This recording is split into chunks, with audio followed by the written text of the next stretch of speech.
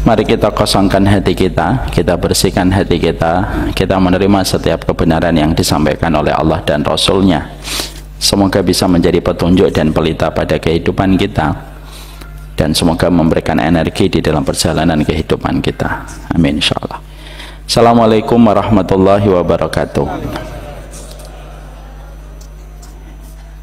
Innal hamdalillah wassalatu wassalamu ala Rasulillah wa ala alihi wa sahbihi wa man tabi'ahum bi ihsan ila yaumil qiyamah.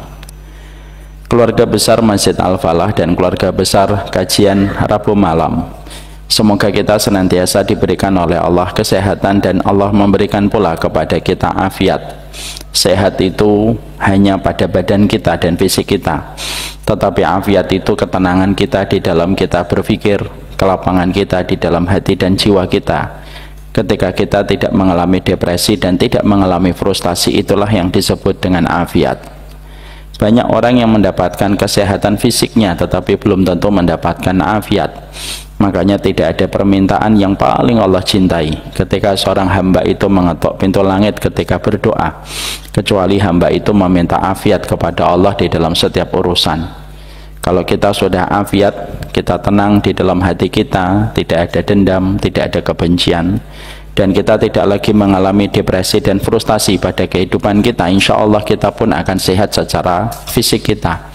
Karena sesungguhnya bukan di dalam fisik yang sehat terdapat jiwa yang sehat, tapi yang benar itu pada hati dan jiwa yang sehat, insya Allah ada fisik yang sehat. Inilah yang menjadikan kita berdoa kepada Allah supaya Allah tidak mengharamkan kita dari afiat. Banyak orang hari ini mengejar sehat secara fisik tetapi mereka melupakan afiat di dalam hati dan pikiran mereka. Dan itulah yang menjadikan kita ketika memohon kepada Allah, Allah memberikan afiat pada urusan dunia dan Allah memberikan pula afiat dalam urusan akhirat kita. Kalaupun kita mendapatkan kesulitan, semoga kesulitan itu tidak menghilangkan sifat afiat pada hati kita. Kalaupun kita mendapatkan guncangan pada kehidupan kita, semoga guncangan itu tidak menghilangkan sifat afiat di dalam kehidupan kita. Karena ketika kita hatinya, jiwanya dalam kondisi tenang, maka insya Allah kita pun akan dijauhkan dari berbagai macam penyakit. Betul apa yang dikatakan oleh para psikolog barat. Para psikolog barat itu mengatakan 80% penyakit fisik itu disebabkan karena emosi yang tidak terselesaikan. Disitulah kita paham kenapa agama kita senantiasa menitik beratkan kepada masalah hati, kenapa menitik beratkan kepada masalah jiwa kita. Karena kesehatan itu selalu dimulai dari hati yang benar. Kalau hatinya masih menyimpan banyak masalah, maka fisiknya pun akan mendapatkan banyak masalah akibat dari apa yang dirasakan oleh hatinya. Makanya kita mendapati Imam Syafi'i itu berkata, la taskunanna baladan illa fihi alimun wa tabibun wa alimun yuftika an akhiratika wa tabibun yumbi'uka an badanika. Maka Imam Syafi'i rahimahullahu ta'ala sampai mengatakan, janganlah kamu tinggal di satu kawasan kecuali di kawasan itu ada tabibnya dan ada alimnya. Alimnya memberitahukan kepadamu tentang hatimu dan memberitahukan kepadamu tentang akhiratmu, amalan hatinya apa, amalan jiwanya apa, amalan akhiratnya apa. Dan tabib itu memberitahukan kepadamu tentang badanmu dan kesehatan fisikmu. Dan inilah yang menjadikan kita paham penyakit itu selalu ada kaitannya dengan apa yang terjadi pada hati kita dan apa yang terjadi pada fisik kita dari pola makan ataupun pola pikir yang kita miliki. Itulah yang menjadikan Imam Ibnu Qayyim, kalau beliau itu mendiagnosa satu orang yang datang kepada beliau ketika sakit, selalu yang ditanya adalah bagaimana kondisi hatimu. Dan ini menjadi satu diagnosa pertama oleh Imam Ibnu Qayyim untuk memberikan kabar kepada kita bahwasanya apa yang ada pada hati kita berdampak kepada apapun yang kita dapatkan di dalam tubuh kita. Semoga Allah sehatkan kita, semoga Allah afiatkan kita. Dan kalau kita minta kepada Allah, jangan hanya minta sehat, mintalah kepada Allah afiah, karena afiah itu lebih tinggi daripada sekedar sehat. Ada orang sehat tetapi mereka menderita mental illness. Ada orang yang sehat tetapi mereka depresi berat. Ada yang sehat tetapi mereka frustasi berat. Dan sesungguhnya hanya mereka yang afiah, yang mereka sehat fisik, tenang hatinya, lapang jiwanya, dan tentunya kecukupan di dalam hidupnya. Semoga Allah tidak mengharamkan kita dari sehat dan tidak mengharamkan kita dari afiat. Amin insyaallah. Alhamdulillah, tentunya kita senantiasa bersyukur kepada Allah apapun kondisi dan keadaan. Dan tentunya kita bukan hanya bersyukur hanya karena rezeki kita banyak, tetapi kita juga menata hati kita supaya kita bersyukur walaupun rezeki kita tidak banyak. Jangan bersyukur kepada Allah hanya karena rezeki kita banyak, dan janganlah pula mengurangi syukur kita hanya karena takaran rezeki yang Allah berikan kepada kita tidak banyak. Makanya Ali bin Abi Thalib ketika beliau pernah ditanya apa itu takwa, maka beliau mengatakan takwa itu asyukru bil qalil. Takwa itu ketika kamu mensyukuri perkara yang sedikit yang datang kepadamu. Dan kita tentunya paham Bapak dan Ibu, kalau Allah sedang mengurangi takaran rezekinya untuk kita ketika hari ini kondisi ekonomi sedang mengalami turbulence, lalu kita merasakan akibat dan kita merasakan efek domino dari turbulensinya ekonomi di negeri kita tercinta, lalu Allah mengurangi takaran rezeki pada keluarga kita, itu bukan karena Allah sedang rugi dan bukan Allah sedang defisit, tapi terkadang Allah itu mengurangi rezeki kita dan Allah mengurangi takaran dunia kita karena sesungguhnya supaya kita paham nikmatnya hidup itu pada takaran yang tepat dan bukan pada takaran yang berlebihan. Kalau kita mendapatkan berlebihan, malah justru rumus kebahagiaannya itu menjadi rumit ketika kita itu terlalu berlebihan. Makanya itulah mengapa kehidupan orang mukmin itu rata-rata dibuat sedang-sedang saja oleh Allah, karena sesungguhnya supaya bahagianya itu tidak rumit ketika kehidupan kita tidak terlalu berlimpah-limpah. Orang itu kalau rezekinya terlalu berlimpah-limpah malah bingung. Dan itulah yang sering saya sampaikan, sesungguhnya dunia yang berlimpah-limpah itu kayak air. Kalau air itu satu gelas, maka sesungguhnya cukup. Kalau air itu satu ember, dia memberi manfaat. Kalau air itu satu toren, dia memberikan kebaikan. Tetapi kalau airnya satu lantai, tentunya tidak memberi faedah dan tidak memberikan kepada kita kebaikan. Allah terkadang memberikan kepada kita rezeki kita hanya satu gelas, tapi terasa nikmat. Karena rumus bahagianya itu menjadi tidak rumit untuk kita kalau dunia kita tidak berlebihan. Soto ataupun seroto andalannya Pak Haiban. Nikmatnya seroto itu apa? Nikmatnya seroto itu dua. Pertama ketika lapar, yang kedua pada mangkok yang pertama. Paling kenceng mangkok kedua. Tapi kalau kita makan seroto sudah mangkok ke-6, udah nikmat itu. Malam ini ada seroto? Nggak ada.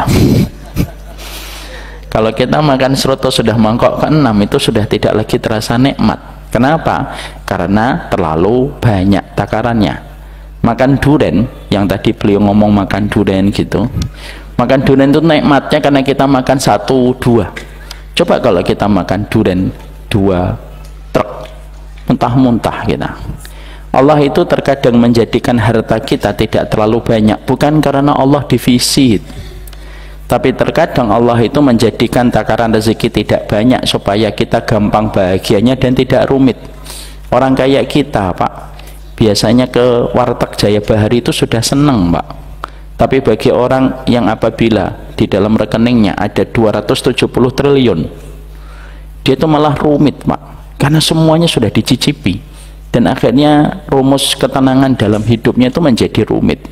Dan itulah yang kita khawatirkan. Terkadang Allah menjadikan kita sebagai orang beriman. Kenapa kok takaran kita sedang-sedang saja Ustadz?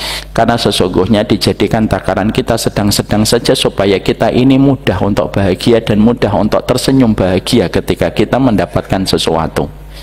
Anak kita Pak, kalau jarang kita kasih fasilitas, baru dikasih fasilitas motor mainan satu aja sudah senang. Tapi kalau anak kita kucurin terus dengan fasilitas dari kecil, semua mainan sudah tidak lagi menarik, dan dia pasti membutuhkan standar lebih tinggi. Karena sesungguhnya kaedahnya, kata Imam Ibnu Qayyim, orang itu kalau sudah mendapatkan entertain, hiburan, maka standarnya akan naik lagi. Kalau dia nanti dapat hiburan, standarnya naik lagi, dan itu tidak ada habisnya. Dan itulah yang menjadikan kita paham kenapa takaran rezeki saya dibuat kurang oleh Allah. Ustadz, dibuat kurang bukan Allah benci, dibuat kurang takarannya oleh Allah di dalam kehidupan kita supaya terasa nikmat apa yang kita dapatkan walaupun rezeki kita tidak terlalu banyak.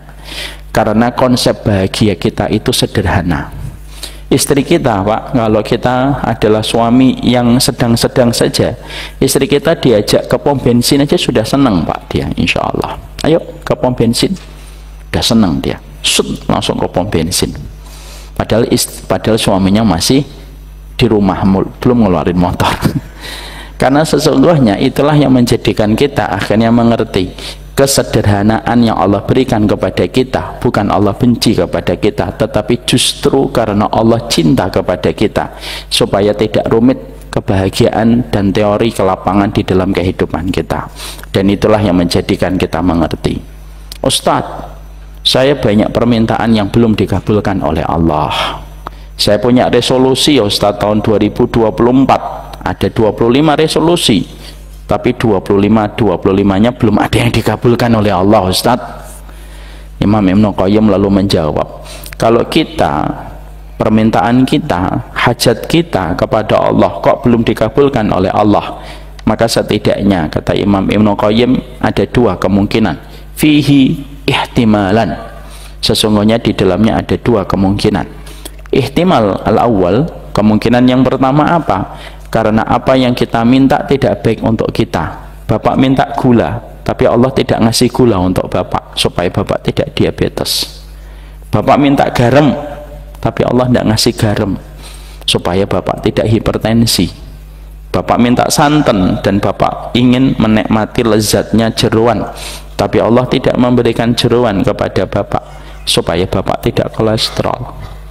Disitulah kita akhirnya paham, kalau ada di antara permintaan kita kok belum dikabulkan oleh Allah, bukan berarti orang yang berdoa tidak dikabulkan oleh Allah belum secara otomatis dia dibenci oleh Allah. Memang betul, tanda orang yang dibenci oleh Allah itu salah satunya tidak dikabulkan doanya. Tapi juga kita harus paham, tanda Allah ridho kepada manusia itu terkadang doanya tidak dikabulkan di dunia untuk dikabulkan kelak di akhirat, kata para ulama. Makanya kalau kita memohon, ya Allah, ada banyak permintaan saya belum dikabulkan, maka sesungguhnya mungkin permintaan Bapak di dalamnya ada kerusakan. Allah tahan, bukan Allah tidak mampu, tetapi Allah tahan supaya kita bisa merasakan supaya kita bisa terhindarkan dari berbagai macam kerusakan dalam kehidupan kita di masa mendatang. Tidak setiap gula yang kita minta baik untuk kita, tidak setiap garam yang kita minta baik untuk kita. Terkadang Allah tidak memberikan kepada kita gula yang manis supaya kita tidak diabetes. Dan fahamilah itu supaya kita tidak salah mengenali Allah yang telah memberikan nikmat dengan segala hikmahnya. Memberi dengan nikmat, menahan dengan hikmah. Saya ulang kembali, Pak. Allah memberi dengan nikmat, tapi Allah menahan dengan hikmah. Jangan sampai kita lupa bahwasanya yang ditahan oleh Allah pun dengan hikmah. Saya memberi kepada anak saya karena cinta, tapi saya tidak memberi anak saya karena hikmah yang belum disadari oleh anak saya. Anak saya senangnya apa? Anak saya senangnya adalah makanan manis. Anak saya senangnya dengan hiburan ketika buka handphone. Saya beri? Tidak saya beri, Pak. Saya tahan, saya pilih, saya screening. Saya tahan karena hikmah. Itu pun sama. Allah kalau mencintai Bapak, Allah tidak mengabulkan semua permintaan Bapak. Tapi kalau Allah mencintai saya, amin. Allah mencintai Bapak, amin. Dan Ibu, Allah tidak memberi apapun yang kita inginkan, supaya yang ditahan itu ada hikmah. Karena yang ditahan itu bukan berarti Allah tidak mampu memberikan kepada hambanya. Dan itulah yang pertama supaya kita paham, jangan merasa berprasangka buruk sama Allah. Saya permintaannya nggak dikabulkan, nggak dikabulkan, tapi Allah jaga dan Allah tahan karena hikmahnya besar untuk kebaikan dirimu di masa mendatang. Yang kedua, karena Allah ingin memberikan di waktu yang tepat. Karena memberikan hadiah itu harus butuh di waktu yang tepat. Makanya sesungguhnya waktunya Allah itu waktu yang terbaik dan bukan menurut waktu yang kita mau. Saya maunya hari ini, tapi Allah memiliki kehendak, Allah memiliki kuasa. Keinginan kita di bawah kehendaknya Allah. Fa'alul lima yurid, Allah maha berkehendak. Kamu punya keinginan, saya punya keinginan, tapi Allah punya kuasa, dan keinginan kita di bawah kuasanya Allah. Terkadang Allah tidak beri hari ini supaya Allah memberikan di waktu yang tepat, karena memberi hadiah di waktu yang tepat itu terasa bahagia luar biasa. Dan biasanya maaf, kapan Allah memberi kita, Pak? Memberi kepada kita ketika tidak ada lagi harapan kecuali kepada Allah. Nah, pada saat itu biasanya Allah baru memberi apa yang kita mau. Kapan Nabi Musa diberikan kemenangan? Ya ketika tidak ada lagi harapan yang dia miliki kecuali kepada Allah. Pada saat itulah Allah kabulkan doanya Nabi Musa supaya menang di atas Fir'aun. Kapan Allah kabulkan doanya Nabi Ibrahim? Ketika Nabi Ibrahim sudah dimasukkan ke kobaran api, pada saat itulah dipermalukan Namrud ketika api itu tidak bisa membakar Nabi Ibrahim. Kita akan diberi di waktu yang tepat, dan sebagian ulama mengatakan waktu yang tepat itu kapan? Waktu ketika tidak ada lagi harapan kecuali hanya kepada Allah. Berapa banyak kita menjumpai, saya saksi, ada pasangan suami istri 6 tahun mereka pulang pergi menemui dokter kandungan, tidak kunjung hamil. Lalu sang suami tidak tega mendapati sang istri disuntik, dimasukkan cairan ini dengan berbagai macam konsekuensi, rasa sakit yang dihadapi oleh istrinya. Lalu sang suami berkata, sudahlah Mi, tidak usah kita pergi ke dokter kandungan. Istrinya sempat menyangkal, kan kita ikhtiar Bi. Betul, ikhtiarnya sudah 6 tahun. Saya tidak tega, saya nerima kamu apa adanya.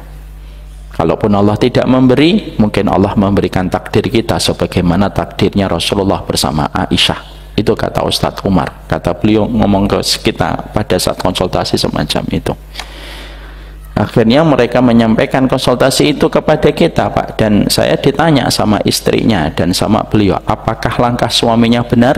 Saya bilang itu pilihan. Kalau memang sudah merasa ridho, tidak ada yang bisa menyalahkan hati yang ridho, sebagaimana Nabi tidak menyalahkan wanita yang kena penyakit ayan ketika dia lebih memilih ridho dan sabar. Tidak apa-apa, Pak. Tidak apa dosa, Ustadz? Tidak.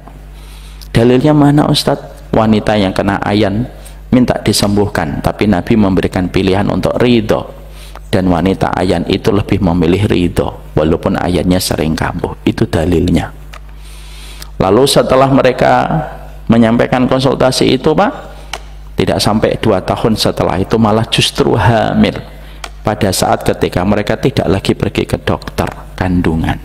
Disitulah kita paham, kita, Pak, biasanya dikabulkan oleh Allah biasanya last minute, Pak, supaya tampak nikmat pertolongan Allah untuk kita. Pada saat ketika ada suami istri sudah 6 tahun berikhtiar disuntik pakai cairan, dana yang dikeluarkan juga tidak sedikit. Tapi ketika mereka ikhtiarnya tawakal sama Allah, disitulah Allah memberikan. Makanya ketika hari ini kita merasa bahwasanya perjuangan kita masih panjang, ikhtiar kita untuk keluarga juga masih panjang, kok kita merasa belum mendapatkan pertolongan oleh Allah? Bukan karena namamu dilewatkan oleh Allah, bukan karena namamu di skip oleh Allah, enggak. Namamu tidak pernah dilewatkan oleh Allah, tetapi Allah memberikan pertolongan itu di saat yang tepat, pada saat ketika tidak ada lagi yang kita butuhkan dan tidak ada lagi yang kita harapkan kecuali adalah Allah. Memberi hadiah itu harus di saat yang tepat, dan saat yang tepat itu hanya Allah yang tahu. Saya ambilkan contoh, Pak Haiban nelpon saya, Ustadz, Bekasi panas atau hujan? Panas terik, Pak Haiban. Ya sudah Ustadz, driver saya sedang menuju ke Bekasi, saya ingin memberikan hadiah untuk Ustadz wedang ronde. Saya terima sih, terima. Kenapa ya enggak duran ya, tapi kok wedang ronde? Lagian boleh mancing-mancing saya, udah tahu 2 minggu nggak datang dipancing. Terus Saya ketika mengatakan ya sudah Pak, tidak apa-apa, saya tutup, tapi saya mikir udah tahu panas terik dikirim medang ronde, kelihatannya Pak Hiban butuh diruqyah. Begitu. Tapi akan beda ketika pada satu waktu Pak Iban nelpon saya, Ustadz, ya, beliau itu kalau nelpon begitu ekspresinya, Ustadz, ya, ada apa Pak di Bekasi hujan enggak? Bekasi hujan deres. Ya sudah, driver saya on the way ke Bekasi. Walaupun ini jarang terjadi ya Pak, ini ilustrasi aja, jarang terjadi kayak gini, ini jarang banget, saya jujur aja lah. Menang saya kan, jangan mancing-mancing saya Pak Ivan. Maka dia mengatakan, saya kirim edang ronde.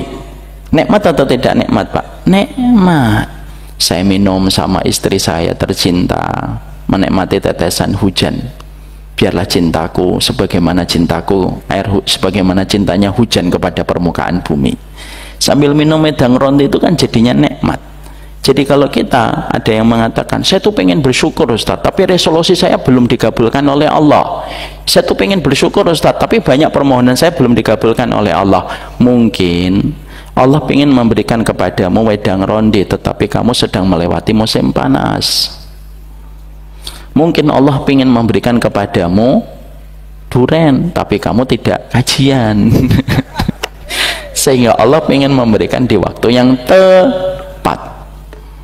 Jadi disitulah tidak ada yang salah kehidupan kita kalau kita itu menjadi hambanya Allah. Memang betul kata Imam Ibnu Qayyim, menjadi hambanya Allah itu semuanya enak, semuanya enak selama kita paham ilmunya. Yang menjadikan kita merasa tidak enak menjadi hambanya Allah itu apa? Kita nggak kenal dengan Allah, kita nggak ngerti dengan Allah. Padahal kata Imam Ibnu Qayyim, menjadi hambanya Allah itu enak sekali, nikmat betul jadi hambanya Allah itu. Semua ada ilmunya, semua ada penjelasannya, dan tidak ada satupun apapun yang dilakukan oleh Allah kecuali ketika kita memahami ilmunya, hati menjadi lapang, jiwa menjadi tenang. Selama kita tidak bodoh dengan Allah, jangan bodoh sama Allah. Kebodohan yang paling dibenci oleh Allah adalah ketika kita bodoh tentang Allah yang telah menciptakan kita dan menciptakan kehidupan kita. Semoga Allah merahmati kita dan merahmati semua permintaan kita yang belum dikabulkan karena dua perspektif tadi. Itulah yang menjadikan kita paham kurikulum orang beriman 3: syukurmu tanpa syarat, sabarmu tanpa tepi, ridhomu tanpa batas. Itu yang disampaikan Imam Ibnu Qayyim di dalam kitabnya Madarijus Salikin. Fil jannati darajatun la tunalu illa bisalas. Di surga itu ada tingkatan-tingkatan yang tidak akan pernah didapatkan siapapun, sampai orang yang ingin mendapatkan tingkatan surga memiliki 3: sabar, syukur, dan ridho. Dan itu kita berikan di dalam perjalanan hidup kita. Terkadang dalam satu momen Pak, kita sabar, syukur, dan ridho seketika. Ngelihat istri, kita bersyukur. Ngelihat anak, kita ridho. Ngelihat rekening, kita bersabar. Memang begitu. Ada pula sebaliknya, ngelihat rekening, dia bersyukur. Ngelihat istrinya, dia bersabar.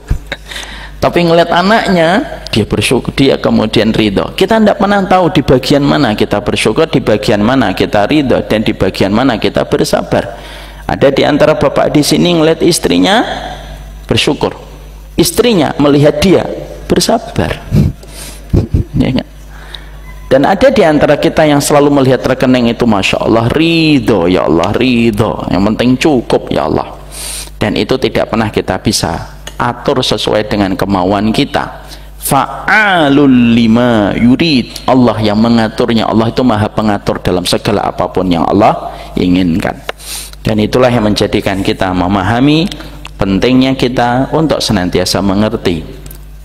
Memahami Allah itu menjadikan kita menjadi makhluk yang paling beruntung mengenal Allah.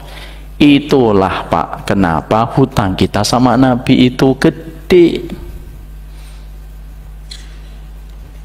Karena Rasulullah yang mengenalkan Allah kepada kehidupan kita.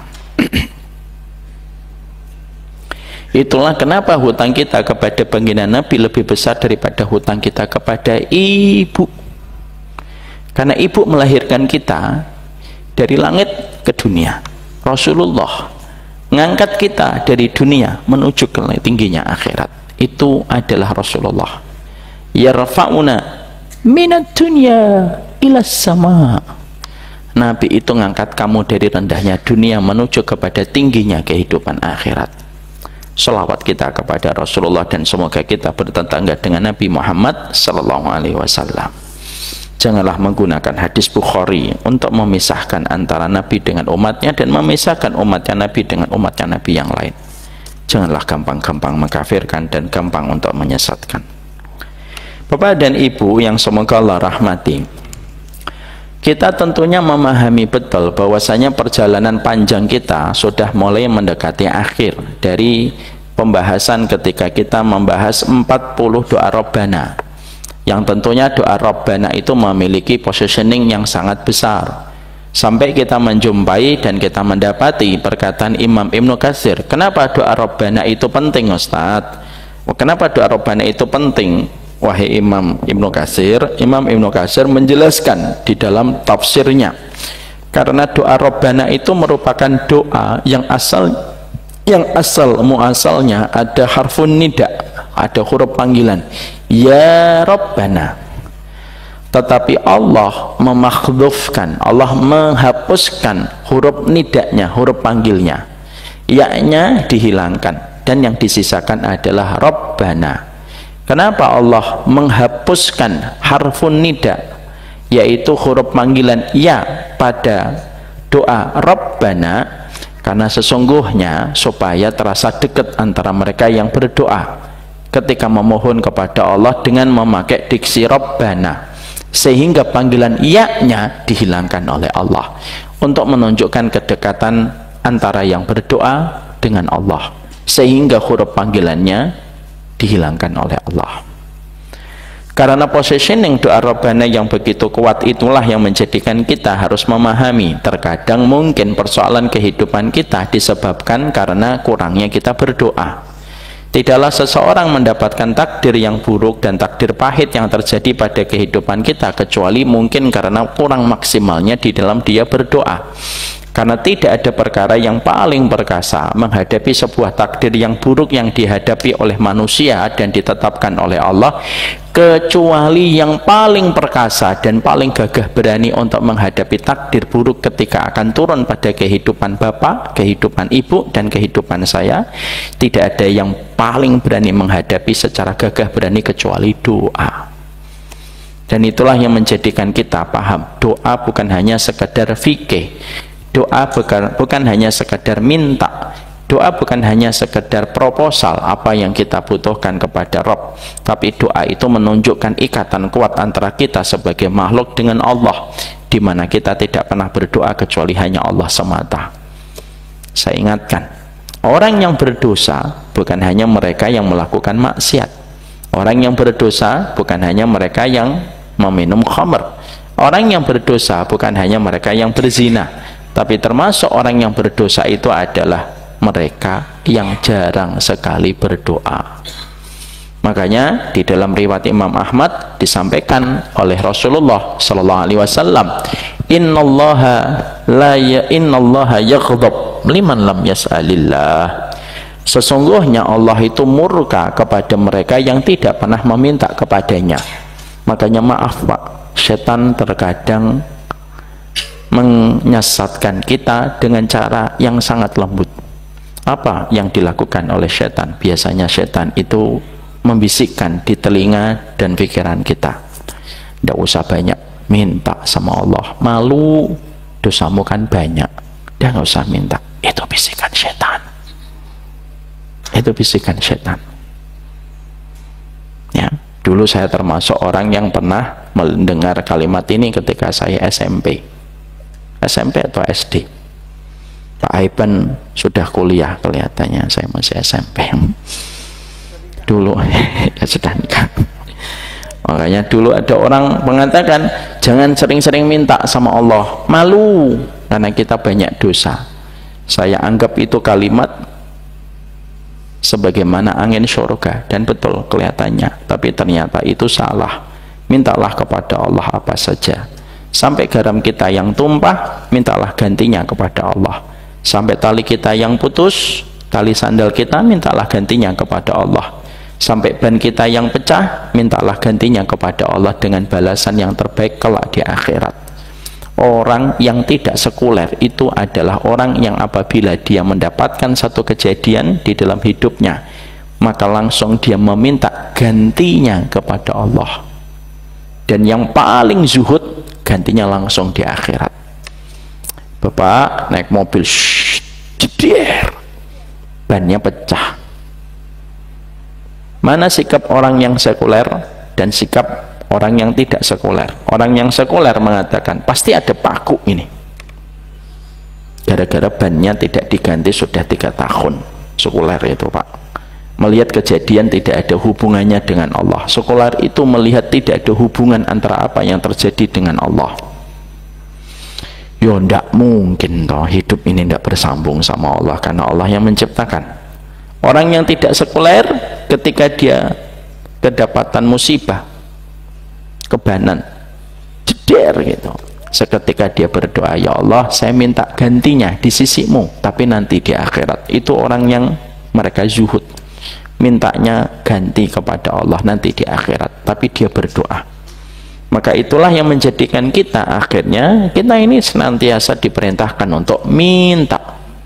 Bahkan ketika harta kita tidak bisa sebanyak harta orang solih, ketika dia membagikan hartanya, mintalah doa, ya Allah kalau saya kaya sebagaimana dia kaya, saya ingin harta saya dibagi-bagi sebagaimana dia membagikan harta.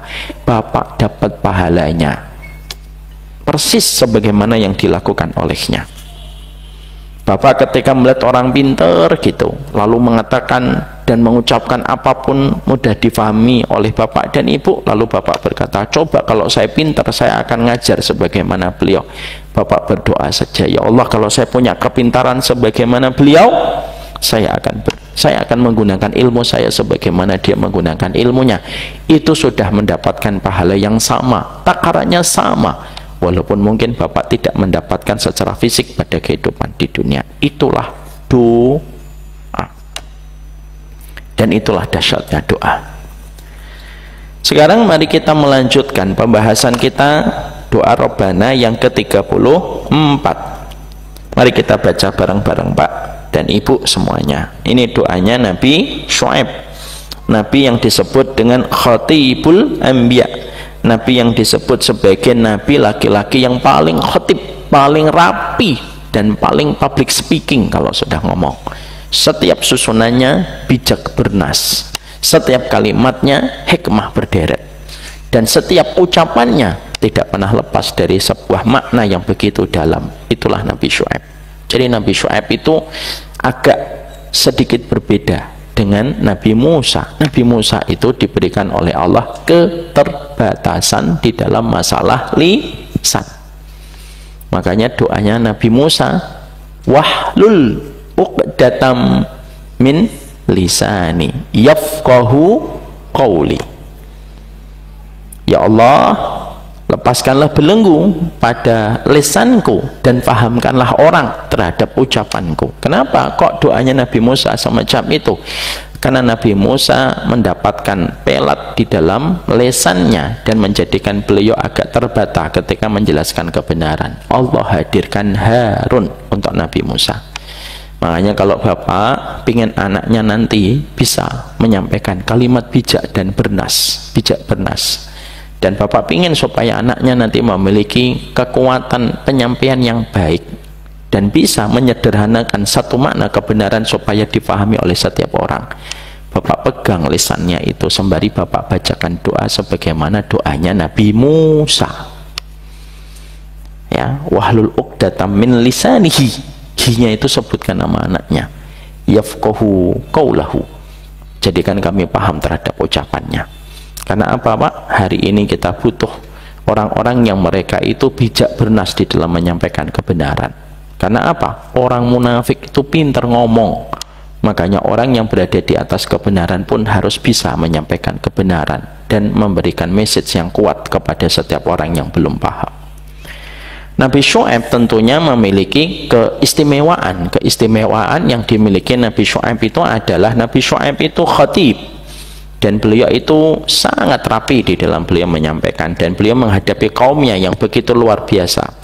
Kaumnya setidaknya melakukan 3 perkara yang melampaui batas. Mereka melakukan kesyirikan, mereka mengurangi timbangan, jadi praktek korupsi dan praktek pengurangan timbangan sudah sangat lazim dilakukan oleh kaumnya Nabi Syuaib. Dan yang ketiga, mereka menerapkan pajak yang sangat berat, di mana pajak itu tidak pernah dikembalikan feedbacknya kepada masyarakat yang diambil pajaknya oleh kaumnya, yaitu kaum di negeri Madian. Sekarang mari kita ucapkan bareng-bareng doanya. Rabbana ftah bainana wa baina qaumina bil haqqi wa anta khairul fatihin. Ya. Doa ini akhirnya memiliki banyak sekali perspektif perenungan selain kita membaca bagaimana tafsirnya. Kemarin kita sudah mempelajari setidaknya ada 2 yang kita dapatkan ketika kita mengupas lalu kita menyelami setiap makna dan kandungan yang ada pada doa ini. Yang pertama yaitu ketika kita menjumpai doa ini mengajarkan kepada kita bahwasanya ketika seseorang itu berada di atas kebenaran, maka dia harus berusaha mengemas kebenaran dengan cara yang paling indah dan mengemasnya dengan cara yang terbaik. Kenapa? Karena terkadang orang tidak bisa menerima kebenaran itu bukan karena dia benci pada kebenaran, tapi orang yang mengemas kebenaran itu tidak dengan kemasan yang terbaik. Ya. Kita mendapati Nabi Syuaib itu orangnya hati-hati di dalam bicara, pemaparannya jelas, dan selalu menggunakan diksi-diksi yang lembut ketika beliau menyampaikan hidayah kepada kaumnya supaya kaumnya meninggalkan syirik, kaumnya tidak mengurangi timbangan, dan kaumnya tidak menerapkan pajak yang berat untuk kaum masyarakatnya. Tapi walaupun Nabi Syuaib sudah melakukan hal terbaik, tetapi beliau tidak bisa menjamin hidayah datang kepada kaumnya. Itulah yang kemarin saya sampaikan, Pak. Sesungguhnya dakwah itu kalimat terbaik. Ketika kebenaran itu merupakan kalimat terbaik, harus disampaikan oleh tim yang terbaik dan harus disampaikan dengan cara yang terbaik, supaya kesungguhan kita ketika menyampaikan kebenaran itu sebanding dengan kesungguhan para penyeru neraka ketika mereka menyampaikan jalan ke neraka. Ini pernah saya sampaikan, maaf ya Pak, nggak boleh itu mic-nya masjid itu jelek, nggak boleh. Ini contoh nih, bagus banget nih mic-nya, karena ada paiban. Tapi memang bagus banget kan? Jangan sampai akhirnya kalau saya mendapati kadang-kadang di beberapa masjid mic-nya berantakan. Maaf, saya bukan bermaksud mengaibkan, tapi saya seiring ketika sedih mendengarkan mic-nya dalam kondisi tidak nyaman didengar. Tapi kasnya masjid itu sampai 500 juta, itu sedih saya. Padahal penyanyi dangdut bisa membeli mic dengan harga 500 juta. Betul Pak Haiban? Makanya akhirnya Imam Qurtubi menyampaikan kepada kita, susah dirimu akan masuk surga kalau kamu tidak mengoptimalkan setiap kebenaran yang kamu sampaikan kepada orang sebagaimana kesungguhan setiap para penyeru neraka ketika mereka menyeru kepada setiap orang menuju neraka. Maaf ya Pak, foto saja mereka yang jepret-jepret video model, foto model itu fotonya bisa 100 juta, 200 juta, ada yang lekra dan lain sebagainya. Kita terus lalu mengatakan, ya sudahlah, dakwah itu yang penting ikhlas. Ikhlas itu kewajiban, tidak usah diomong, tapi memaksimalkan seluruh perangkat supaya kebenaran itu nyampe kepada orang lain itu penting. Makanya saya mendukung ini, bahwasanya di Masjid Al-Falah itu harus punya tim multimedia yang betul-betul bagus. Kenapa? Banyak orang yang belum tahu tentang kajian yang kita selenggarakan, banyak orang yang belum tahu tentang Al-Falah dengan seluruh program-program kebaikannya, dan itulah yang menjadikan kita mengerti. Kita belajar dari Nabi Syuaib. Nabi Syuaib itu nabi, dibimbing langsung oleh Allah. Itu pun tidak menjadikan Nabi Syuaib itu ketika berdakwah apa adanya dan ala kadarnya. Mic-nya harus bagus, kondisi masjid harus tenang, karpetnya empuk. Itu semuanya membantu kita supaya kita semakin memahami kebenaran. Dan kita belajar dari beliau, dan ini sudah saya sampaikan panjang lebar pada pertemuan kita sekitar 1 bulan yang lalu. Disitulah kita harus mengerti, kalau kita ingin menyampaikan kebenaran harus dengan cara yang terbaik dan dengan metode yang terbaik. Makanya Bapak, kalau ada di antara Bapak yang punya potensi di public speaking, datanglah Pak ke Ustadz, sampaikan, Ustadz punya santri, punya, saya bantu public speakingnya. Itu namanya kolektif, sebagaimana kaum Hawariyun ketika mereka memberikan komitmen kepada Nabi Isa. Karena Nabi Isa tidak membantu Hawariyun, Hawariyun yang membantu Nabi Isa. Makanya di dalam surat As-Saff apa yang Allah katakan tentang Nabi Isa? Man ansori ilallah, siapa yang membantuku menuju kepada Allah? Bukan Nabi Isa berkata kepada kaum Hawariyun, apa yang aku bantu untukmu? Tapi yang diminta polanya oleh Nabi Isa, apa yang kalian bantu untukku menuju kepada Allah? Makanya di situ kita sudah jelaskan, Nabi Isa, Nabi kita mendapati Nabi Syuaib itu khatib, tapi itu pun tidak menjamin hidayah itu sampai. Apalagi ketika kita menyampaikan hidayah apa adanya dan ala kadarnya. Makanya maaf ya Pak, kalau kajian-kajian online kita masih kalah kualitas gambarnya, lightingnya, audionya dengan sinetron K-pop, yang salah bukan kebenaran, yang susah difahami. Yang salah itu karena kita merangkai kebenaran dengan semau-maunya kita, padahal kebenaran itu dirangkai dengan harus maksimal karena turun dari Allah yang maha sempurna. Itu yang kita harus mengerti. Yang kedua yang kita harus pahami dan harus kita mengerti, bahwasanya seorang mukmin itu meneladani kisahnya Nabi Syuaib, bahwasanya Nabi Syuaib itu tidak pernah memiliki dendam. Karena Nabi Syuaib itu diusir, Nabi Syuaib diboikot, Nabi Syuaib dikeluarkan dari tempatnya dan sangat mendapatkan permusuhan. Tapi kalimat yang keluar dari Nabi Syuaib pada saat itu tidak mengatakan, ya Rabb, kasihlah adab yang pedih untuk kaumku. Tidak. Ya Rabb, binasakanlah mereka sebinasa-binasanya. Tidak. Tetapi sesungguhnya Nabi Syuaib itu ketika mendapati penolakan, mendapatkan pertentangan, mendapatkan perlawanan yang sangat kuat sekali, tanpa mereka menyisakan rasa belas kasih dan empati kepada Nabi Syuaib dan pengikutnya yang minoritas itu, maka Nabi Syuaib itu tergambar bagaimana kebersihan hatinya Nabi Syuaib. Apa doanya Nabi Syuaib? Rabbana ftah bainana wa baina qaumina bil haqqi wa anta khairul fatihin. Apa yang kita peroleh dan kita dapatkan dari perkara itu? Yang kita dapatkan dari perkara itu adalah sesungguhnya mentalnya para nabi itu tidak pernah memiliki rasa dendam, dan mental itu pula yang harus kita miliki ketika kita merasa bahwasanya kita sudah berjalan di atas kebenaran.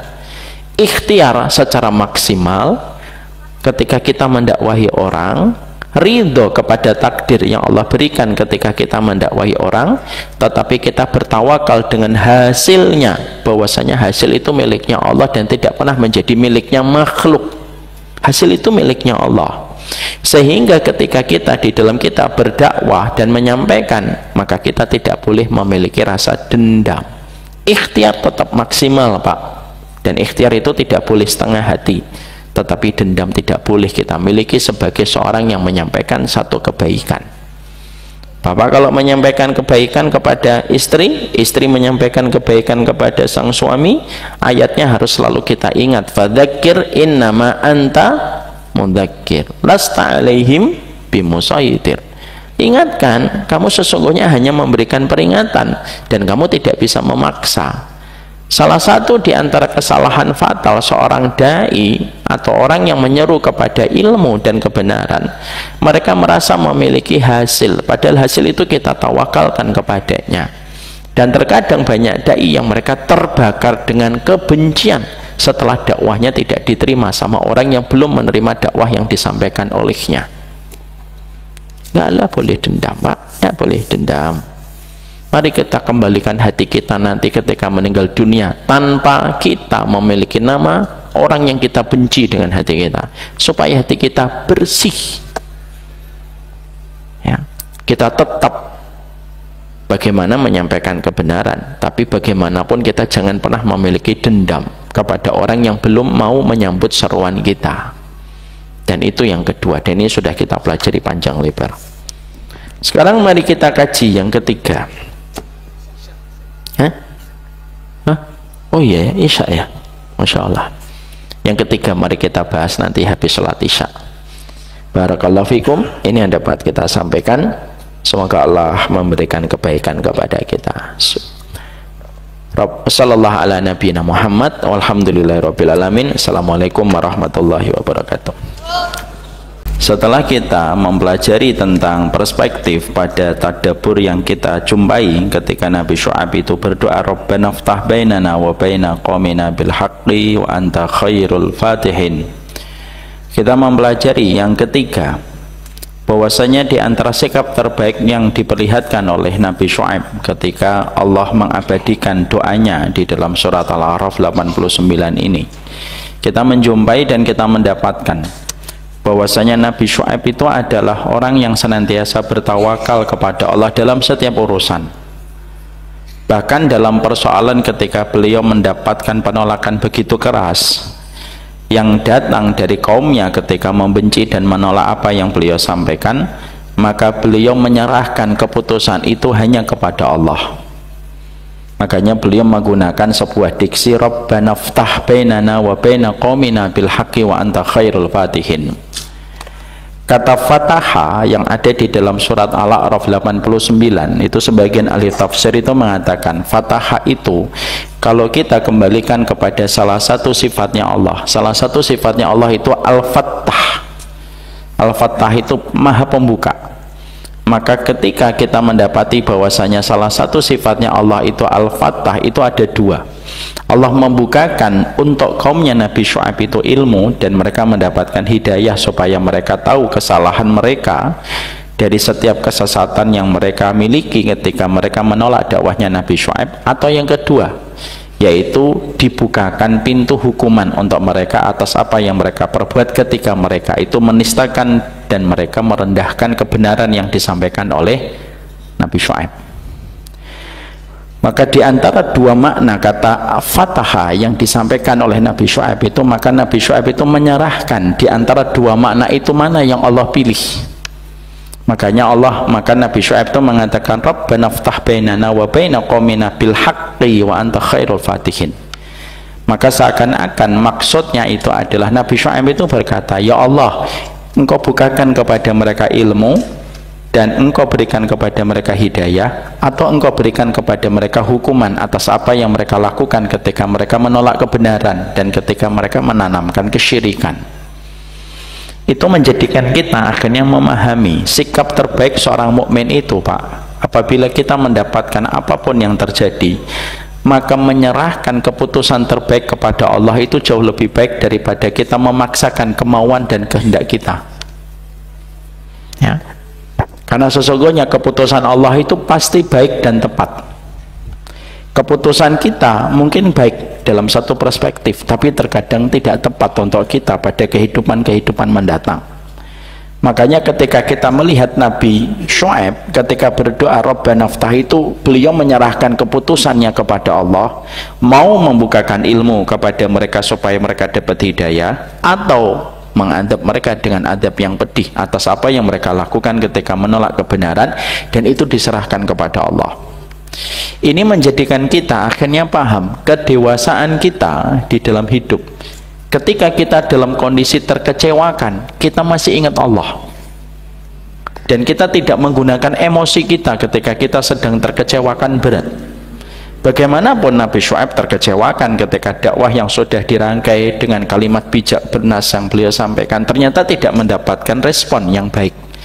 Responnya betul-betul di luar dugaan yang dibayangkan oleh Nabi Syuaib. Tapi di tengah puncak titik nadir kekecewaan beliau ketika ditolak dengan keras dan dijadikan musuh oleh mereka, maka sesungguhnya kedewasaan Nabi Syuaib itu tetap ada. Beliau tidak terkontrol dengan emosi, tetapi beliau tetap menggunakan imannya dan akidahnya ketika beliau mengatakan, engkau yang memberikan keputusan kepada mereka. Inilah yang menjadikan kita paham, Pak, kehidupan kita ini terkadang mendapatkan kekecewaan, terkadang kita marah, terkadang kita kecewa, terkadang kita mendapatkan benturan, yang terkadang ketika kita mendapati peristiwa-peristiwa semacam itu terkadang tidak nampak kedewasaan kita, dan ketika kita keputusannya itu biasanya tersulut oleh emosi, dan akhirnya kita mengambil keputusan di mana keputusan itu tidak memberi banyak kebaikan untuk kita. Maaf ya Pak, saya ambilkan contoh. Kita ini orang tua, yang paling susah itu apa? Ngontrol omongan kalau pas lagi marah. Itu saja banyak di antara kita masih gagal. Pas lagi marah, keluarlah kalimat-kalimat yang ternyata kita nanti akan menyesali kalimat itu, dan kita akan berudzur dengan kalimat itu ketika keluar. Makanya kedewasaan orang tua dikatakan di dalam kitab, saya lupa nama kitabnya, kedewasaan orang tua itu apa?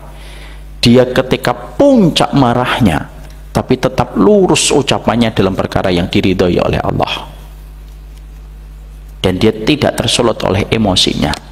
Saya sampaikan ini terutama untuk ibu-ibu. Ibu-ibu, tolong, ibu pemilik doa yang paling melesat untuk anak 3 kali lipat lebih cepat daripada doanya kami sebagai seorang bapak. Dan hati-hati ibu ketika sedang bicara, apapun pembicaraan ibu tentang anak-anak ibu seketika diaminkan oleh para malaikat, dan tidak pernah sama sekali para malaikat itu tidak mengaminkan apapun yang kita ucapkan. Makanya Rasulullah mengatakan, fala taqulu illal khair fa innal malaikata yu'minuna ala ma taqulun. Jangan ngomong kecuali yang baik, karena malaikat selalu mengaminkan apapun yang kalian ucapkan. Makanya jangan sampai kita meminta udzur atas kalimat yang kita keluar ketika sedang emosi. Makanya maaf ya Bapak dan Ibu, mungkin pernah mendengar kisahnya Juret kan? Bagaimana kisahnya Juret? Ada seseorang yang dia seorang ahli ibadah Pak. Dia membangun rumahnya di samping rumah ibunya, tempat ibadah itu. Lalu akhirnya pada satu waktu ibunya memanggil ketika Juret lagi sholat sunnah, ya Juret. Juret tidak tidak menjawab panggilan itu ketika saya teruskan sholat. Ya Juret. Juret masih meneruskan sholat. Ya Juret. Juret masih meneruskan sholat. Sampai akhirnya pada saat itu ibunya mengeluarkan satu kalimat, ya Juret, kamu tidak akan mati sampai kamu melihat senyuman seorang pelacur. Kalimat itu sebenarnya bukan kalimat serius sebenarnya. Ya kalimat sebel aja, lagi kesel manggil anak nggak datang. Tapi hari berganti pekan, pekan berganti bulan, bulan berganti tahun. Di tempatnya Juret itu ada seorang pezina yang dia berzina dengan penggembala sapi.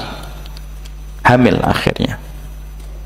Ketika penggembala sapi ini menghamili orang ini, maka orang ini diinterogasi. Ditanya, siapa yang menghamili kamu? Yang menghamili aku Juret. Padahal dia walinya Allah Pak, ahli ibadah, solih, alim. Sampai Nabi saja mengatakan perihal anak yang bisa bicara itu perihal anak yang bisa bicara itu Nabi Isa, dan perihal tentang Juret. Maka ketika dikatakan Juret ahli ibadah kami, iya. Wali kami, iya. Jadi memang framing seorang yang solih dengan perempuan itu framing sudah lama. Framingnya itu selalu difitnah dengan perempuan. Maka akhirnya Juret ditangkap, diinterogasi, dan akhirnya mau dijebloskan ke penjara dan rumahnya dihancurkan. Ketika akhirnya dia diarak dari rumahnya menuju ke tempat penjaranya, ngelewatin rumahnya sang pelacur. Dan sang pelacur itu ketika melihat Juret itu ditangkap, diseret, dan akan dijebloskan ke penjara, pada saat itulah perempuan itu melihat Juret lagi diarak. Perempuan itu tersenyum, Pak, sama Juret, dan Juret pun tersenyum, sampai akhirnya dijebloskan ke penjara. Dan akhirnya perempuan itu melahirkan. Walinya Allah disakiti, Allah turun langsung, man adali waliyan faqad adantuhu bil harbi. Siapapun yang nyakiti walinya Allah, maka dia telah mengizinkan diperangi oleh Allah. Juret diperangi, turun langsung Allah, Pak. Dijadikan bayi yang lahir itu langsung ngomong. Ketika ngomong apa? Bapakku bukan Juret, bapakku penggembala sapi. Maka seketika akhirnya gemparlah, dan akhirnya diinterogasi kembali, dan akhirnya terkuak kebenaran bahwasanya Juret bukan pelakunya. Dan akhirnya perempuan itu dijebloskan ke penjara. Dan ketika para penguasanya itu ingin membebaskan Juret, salah satu pertanyaannya adalah, kenapa engkau tersenyum melihat dia tersenyum? Karena aku ingat dengan omongan ibuku ketika aku tidak memenuhi panggilannya 3 kali, maka ibuku sempat berkata, semoga kamu tidak mati sampai kamu melihat senyuman seorang pelacur. Dan Allah berpihak kepada ibuku walaupun saya lagi sholat. Itu bisa paham? Enggak memenuhi panggilan sedang sholat, Allah lebih berpihak kepada ibunya. Apalagi tidak sholat, tidak memenuhi panggilan ibu. Apa yang kita ambil sebuah pelajaran penting di sini? Nabi Syuaib itu tetap terkontrol, walaupun beliau berada pada puncak kesedihan dan kekecewaan. Tetap bagaimanapun para nabi itu kayak manusia, Pak, punya gembira, punya sedih, punya kecewa, punya takut. Emang nabi ada yang takut, Ustaz? Nabi ada yang takut sebagai mewajarkan, memfitrahkan kehidupan sebagai manusia. Bukankah Nabi Musa ketika habis membunuh beliau ketakutan dan meninggalkan Mesir? Ketakutan itu bukan aib. Para nabi itu masih diberikan cita rasa sebagaimana fitrahnya manusia. Dan Nabi Syuaib itu dalam kondisi beliau kecewa, tapi dalam kondisi kecewa tetap terkontrol. Dan luar biasanya kekecewaan Nabi Syuaib itu tetap menyerahkan kekecewaan itu hanya kepada Allah yang memberikan keputusan. Makanya maaf Bapak, keputusan kita mungkin baik tapi belum tentu tepat. Bapak pernah dapetin ada orang nikah, wanitanya baik, untuk dia baik, tapi tidak tepat untuk orang tua dia, tidak tepat untuk kehidupan dia di masa tua, karena ternyata di masa tua akhirnya dia itu menjadi beban yang luar biasa berat untuk suaminya. Keputusannya dia menikah, keputusan yang baik tapi belum tentu tepat. Tapi keputusan yang kita serahkan kepada Allah itu pasti keputusan yang baik dan tepat. Dan akhirnya kita belajar, kita kecewa boleh kecewa, kita sedih boleh sedih, dan kita pasti pernah melewati berbagai persimpangan jalan naik dan turunnya kita di dalam perjalanan kita. Tapi contohlah bagaimana Nabi Syuaib itu tetap menyerahkan apapun hanya kepada Allah. Karena sesungguhnya orang yang telah menyerahkan apapun yang dia hadapi, lalu dia serahkan kepada Allah sebaik-baik pemberi keputusan, berarti dia sudah memahami arti tauhidnya kepada Allah. Bapak didolimi, tidak usah, ya Allah kasih begini, tidak usah, Pak. Cukup kita berdoa, ya sedungunya wa anta khairul fatihin. Sudah engkau sebaik-baik memberi keputusan, engkau jelaskan dia ilmunya yang benar, atau engkau berikan kepada dia hukuman atas apa yang dia lakukan ketika dia mendolimi saya. Bapak tiba-tiba disakitin orang, di-framing orang dengan luar biasa, maka sesungguhnya kita mencontoh sebagaimana di dalam surat Al-A'raf 89, Rabbana ftah bainana wa baina qaumina bil haqqi wa anta khairul fatihin. Engkau kita serahkan sama Allah, biar dia akan dijelaskan ilmunya oleh Allah sampai dapat hidayah, atau dia akan mendapatkan hukuman dari Allah. Dan itulah sikap terbaik, sikap ketika menyerahkan kembali kepada Allah di dalam setiap urusan, pada setiap perjalanan hidup kita, ketika kita lagi mendapatkan banyak hal. Kadang-kadang kita jadi laki-laki, Pak, ketika dituntut qawwam, dituntut untuk betul-betul menjadi pemimpin bagi keluarga kita, terkadang kita kehabisan pandangan apa yang harus kita berikan, dan kita kehabisan jawaban. Maka pada saat itulah saya serahkan hanya kepada Engkau ya Allah atas apapun yang terjadi. Dan disitulah Allah akan memberikan kepada kita dua perkara. Kalau kita disakiti, entah Allah yang menjelaskan ilmunya kepada dia, atau Allah yang akan memberikan hukuman kepada dia. Ingat Pak, apapun yang kita rasakan di dalam kehidupan ini tidak akan terlewatkan oleh Allah, kecuali pasti Allah yang akan memberikan balasan atas setiap dan setimpal dengan apapun yang kita dapatkan dan kita peroleh. Dan itu yang kita dapatkan. Makanya maaf, sholat istikharah itu kita lakukan itu setiap waktu, bukan hanya ketika kita mau nikah. Bahkan dalam perkara-perkara apapun itu, supaya kita senantiasa melakukan sholat istikharah. Bapak bingung apakah saya umrohnya Desember atau umrohnya Ramadan. Ketika Bapak bingung dalam perkara apapun, sholat istikharah.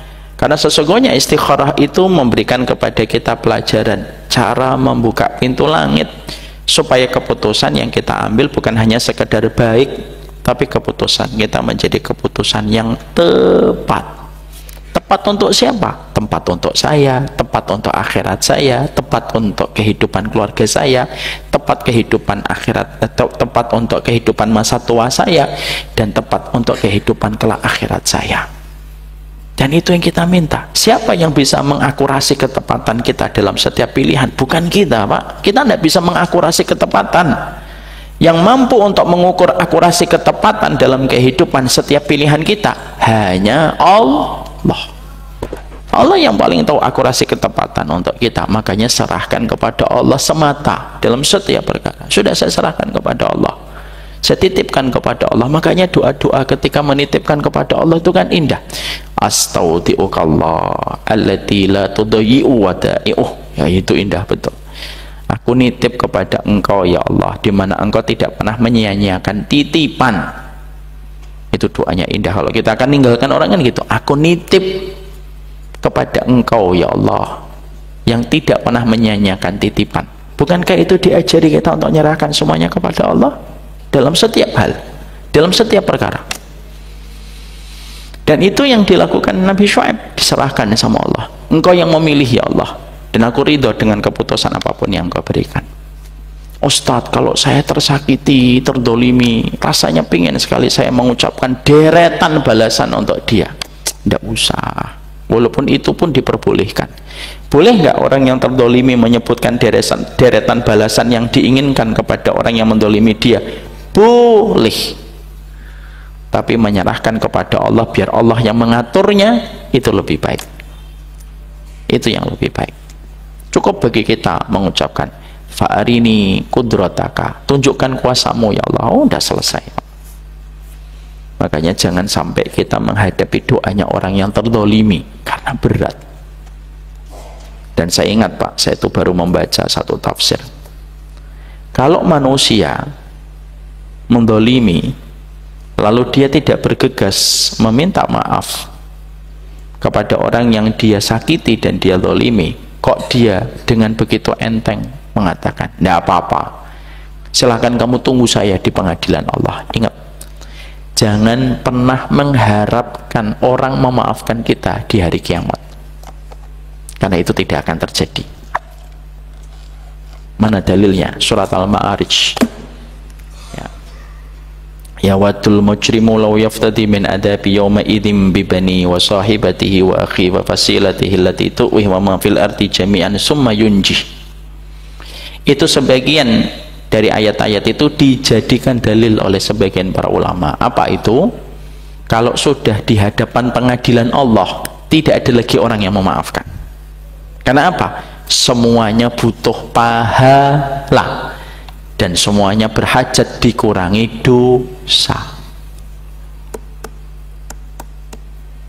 Makanya tidak ada peristiwa orang memaafkan nanti di akhirat, ya Allah saya maafkan dia. Tidak ada. Kata sebagian besar para ulama, tidak ada. Kenapa? Orang lagi menggade-gadekan apa yang dia miliki kok. Dia aja menggadekan ibunya, menggadekan bapaknya, menggadekan koleganya, menggadekan saudaranya. Jadi tidak ada peristiwa memaafkan di dunia, tidak ada peristiwa memaafkan di pengadilan akhirat. Dan itu menunjukkan bahwasanya hakul adami itu berat. Dosa itu dua, hakullah, hakul adami. Hakullah Pak, maka bisa ditebus dengan taubat. Tapi hakul adami, dosa yang berkaitan tentang haknya manusia, tidak bisa dihapuskan begitu saja. Dan itu beratnya luar biasa.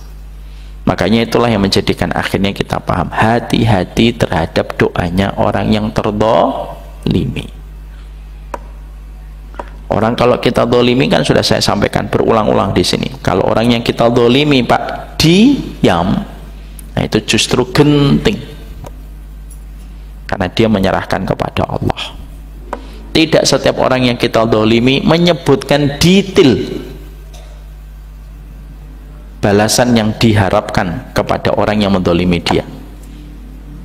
Tapi terkadang dia cukup menyebutkan kepada Allah sebagai zat yang membalas. Masih ingat tentang doanya seorang nelayan yang disampaikan oleh Imam Adz-Dzahabi ketika direbut ikannya, dipukul dia, apa doanya? Allahumma hadza abduka taqawwa alayya ala dha'fi fa akhadha mimma razaqtani farini qudrataka. Ya Allah, ini ada hambamu sok jagoan, mukul saya, nyakitin saya. Fa akhadha mimma razaqtani, dia ngambil ikan. Yang ikan itu kan rezekinya untuk saya ya Allah. Ditutup dengan sebuah closing yang secara global Pak, tapi menggetarkan. Fa'arini kudrotaka, tunjukkanlah kuasamu ya Allah. Dan dia tidak menyebutkan detail balasannya. Apa yang terjadi sama orang yang mengambil itu?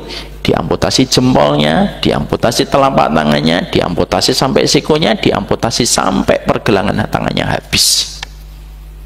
Hanya karena mengambil ikan dan tertusuk duri dia sampai akhirnya teramputasi tangan kanannya. Tidak setiap orang yang kita dolimi itu lalu detail menyebutkan balasan Pak. Ada yang kayak Sa'ad bin Abi Waqqas, saya terdolimi ya Allah sama Usamah bin Qatadah, atil umrahu atil faqrahu aridhu lil fitan qabla mautihi. Kasih dia fitnah, kan masih panjang umur, kasih kefakiran terus, kasih dia fitnah, dan akhirnya dia godain perempuan walaupun usianya tidak lagi muda. Tapi tidak semua orang yang terdolimi itu mereka berdoa secara detail, tapi terkadang mereka berdoa secara global, menyerahkan sama Allah, dan Allah yang mengatur detail balasannya. Itulah kezaliman. Nah, itulah yang menjadikan kita akhirnya mendapati apapun urusan serahkan kepada Allah. Kalau kita berada pada dua pilihan, tidak ada pilihan yang paling tepat kecuali menyerahkan kepada Allah. Jadi ketika Nabi Syuaib itu berdoa Rabbana ftah, itu sebenarnya dia diantara dua pilihan.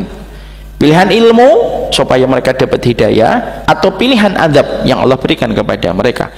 Maka Allah memilihkan adab untuk kaumnya Nabi Syuaib. Allah berikan mereka kepanasan yang menjadikan mereka kehausan, dan mereka ditimpa dengan halilintar dan kilat. Maka akhirnya menjadikan mereka mendapatkan adab yang pedih. Belajarlah untuk apapun yang kita lakukan itu terkontrol, dan kita menyerahkan kepada Allah.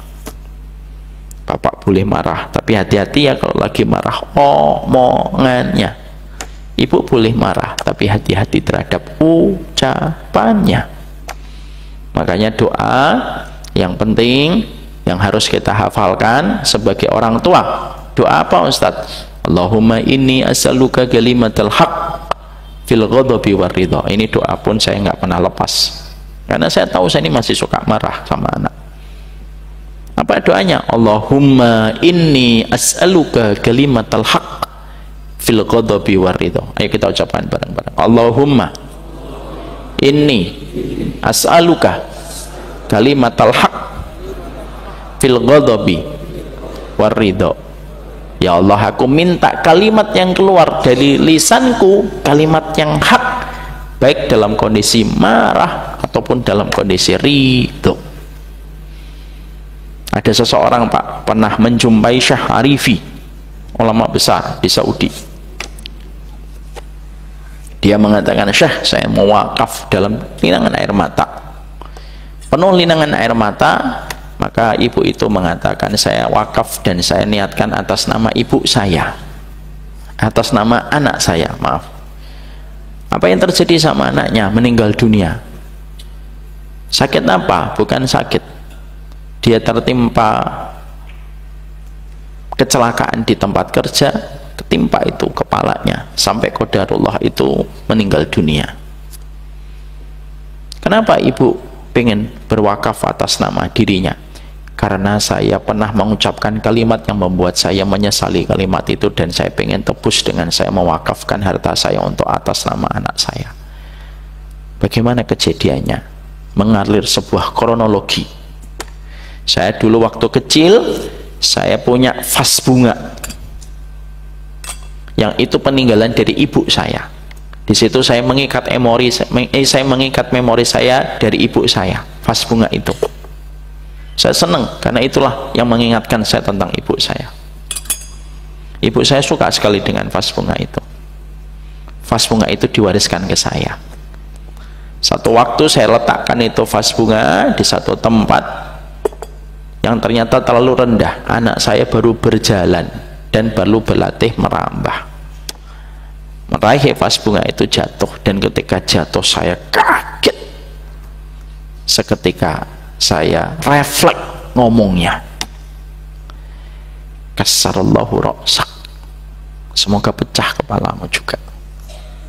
Bukan sengaja, bukan dalam kondisi betul-betul serius, enggak ada ibu yang serius Pak. Itu refleks aja, kalimat itu keluar. Setelah kalimat itu keluar, dia pun langsung memaafkan anaknya, membersihkan, walaupun sedih, tapi kondisi itu sudah berlalu.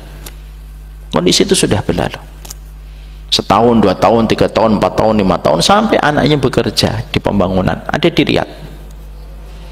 Satu waktu telepon berdering, dan ketika mengangkatnya dikatakan bahwasanya hadhihi ummu fulana bint fulana, ya. Lalu dikabarkan anaknya meninggal dunia. Ketika habis menguburkan anaknya, dia mikir, kenapa anak saya bisa mendapatkan lokasi itu? Ada apa ya? Lalu terbukalah memori dia ketika dulu pernah marah gara-gara vas bunga, lalu sempat mengucapkan kalimat itu. Hati-hati Mas sama Allah. Orang yang dewasa di dalam kedewasaannya mampu mengontrol marahnya. Makanya kalau saya, maaf ya, saya punya standar kapan orang disebut negarawan. Kalau ada negarawan lalu dicela tiba-tiba gitu, langsung dia ikut marah, oh ini bukan negarawan. Negarawan tidak marah. Kalau bagi saya, negarawan itu yang ketika apapun yang dihadapi dari audiensnya, dia tetap tenang menguasai audiensnya, walaupun dia mendapatkan kalimat reaksi negatif, gitu, dia tetap tenang. Itu kalau dalam pilihan saya. Sama kalau kita menarik benang merahnya, kedewasaan kita itu nampak dari perkataan Nabi Syuaib. Nabi Syuaib kecewa, sedih, semuanya terangkum jadi satu. Lalu dikasih oleh Allah pilihan, dikasih oleh Allah pilihan. Lalu doanya apa? Rabbana ftah bainana wa baina qaumina. Kalau Bapak pahami, ya Allah, bukakanlah antaraku dan kaumku dengan, bukakanlah dengan sebaik-baik yang Engkau bukakan, dan Engkau adalah sebaik-baik yang membukakan sesuatu. Kalau kita renungkan, itu perkataan orang yang sudah selesai dengan emosinya Pak. Itu sudah selesai dengan emosinya. Mungkin kalau kita Pak, ketika lagi dalam kondisi kayak gitu, ya Allah, ya Allah, habisin, gak ada yang tersisa, biar mereka ngerasakan sakit hatiku, kan begitu. Tapi tidak diucapkan Nabi Syuaib semacam itu. Bahkan susunannya itu menunjukkan apa? Kalimatnya tetap kalimat, tidak ada dendam, tidak ada benci, dan kalimatnya itu matang dari kejiwaan seorang Nabi Syuaib. Dan itulah kejiwaan kita itu ketika lagi dalam kondisi berat, disitulah omongan kita itu harus terlalu terjaga. Makanya betul, as-sabru inda sadmatil ula, kesabaran itu pada benturan yang pertama. Kenapa? Kalau pas benturan yang pertama, disitulah kita ini terkadang omongannya itu tidak terkontrol. Makanya khusus kan Nabi memberikan kepada kita sebuah petunjuk, kalau lagi dapat musibah jangan ngomong kecuali ngomong yang baik, karena malaikat mengaminkan apapun yang kalian ucapkan. Makanya maaf, kalau ada seorang wanita suaminya tiba-tiba meninggal, langsung dia berkata, ya Allah bang, kamu masih baru nikah sama saya, sudah meninggal, terus bagaimana hidupku tanpamu? Susah. Malaikat amin, akhirnya susah. Makanya itulah para nabi itu tidak pernah bicara kecuali kalimat-kalimatnya itu mengandung kebaikan. Makanya kenapa kalau kita marah disuruh diam? Karena omongan ini perkara yang sejatinya ditunggangi setan. Makanya kalau ada suami istri, kalau suaminya lagi marah, istrinya lagi marah, suaminya diem, jangan disuruh ngomong. Istri lagi marah, diem, ngomong. Yang ngomong beneran, bertengkar panjang, biarkan diam, menenangkan hatinya supaya tidak keluar berbagai macam perkara. Yang terakhir yang kita dapatkan pelajaran itu apa? Maka ketika kaumnya Nabi Syuaib ini dalam kondisi mereka akan diadab, mereka tidak sadar dan mereka menyangka bahwasanya awan gelap semuanya itu akan memberikan kebaikan untuk mereka, tetapi ternyata adab yang pedih. Disitulah kita paham, Pak, kita harus paham semua ini miliknya Allah. Tidaklah kita melihat angin yang kencang, tidaklah kita melihat mendung, kecuali kita selalu khawatir jangan-jangan ini merupakan adab yang sedang dikirimkan ketika ada kemaksiatan di sekitar kita tanpa kita sadari. Nabi Muhammad dalam riwayat Bukhari Muslim, Nabi Muhammad itu kalau melihat mendung, beliau khawatir ke depan, ke belakang, ke depan, ke belakang, ke depan, ke belakang. Lalu sampai Ibunda Aisyah mengatakan di dalam maknanya, innan nasa farihu bil ghaim bima ja'a fihi minal matar. Orang itu biasanya senang dengan mendung ya Rasulullah, kenapa engkau malah takut ketika melihat mendung? Lalu Nabi mengatakan, apakah setiap mendung itu berarti hujan? Itu bukan lirik lagu ya. Kalau ada yang tahu berarti fix Anda kelahiran 80 ya. Tapi kemudian pada saat itu Nabi Muhammad membacakan ayat apa? Surat Al-Ahqaf 24. Falamma ra'auhu aridun mustaqbila awdiyatihim qalu hadza aridun mumtirna bal huwa mastajaltum bih rihun fiha adzabun alim. Emang kamu tidak ingat kaumnya Naat, Hud, ketika mereka mendapatkan mendung yang hitam, mereka menyangka ini hujan yang akan memberikan kepada kami kesegaran, tapi ternyata adab yang porak-porandakan mereka. Orang mukmin itu, Pak, melihat peristiwa musibah alam selalu dikembalikan kepada Allah, dan kita harus ingat dengan isyarat yang Allah berikan. Makanya ada satu kaidah, al-labibu bil isyarati yafham. Orang pintar itu dengan isyarat apapun yang diberikan oleh Allah paham. Dan bagi kaum yang tidak beriman tidak paham, sama dengan kaumnya Nabi Syuaib, mereka tidak paham ketika dikirimkan azab. Oleh karenanya itulah yang menjadikan kita mengikuti Nabi. Kalau ngelihat angin kencang dikit, mari kita berdoa. Ngelihat mendung gelap banget, marilah kita berdoa, karena kita tidak tahu apa yang dikandung pada perkara-perkara itu ketika kita menjumpainya.